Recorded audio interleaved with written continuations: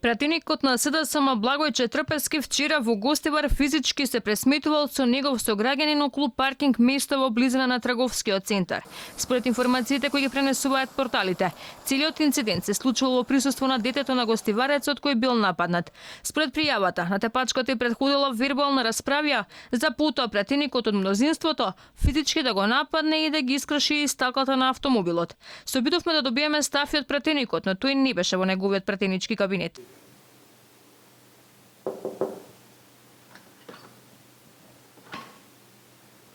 Пратеникот Трпевски денеска не е на своето работно место. Од службите во собранието не добивме информација која е причината за неговото отсуство и во комисијата за финансирање, која што денеска има седница. Потврда за инцидентот добивме од полицијата.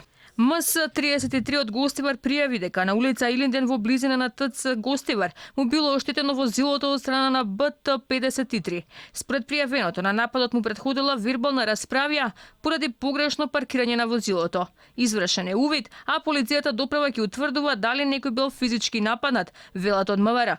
По инцидентот одговорност бараат и од општинската организација на ВМРО ДПМН, од каде алармираат дека ова не е прв пат лица блиски до владеачката партија да ја покажуваат својата моќ. Се прашуваме, кој ни ја води државата? Кој не представува во највисокиот дом и на кого му се дава имунитет?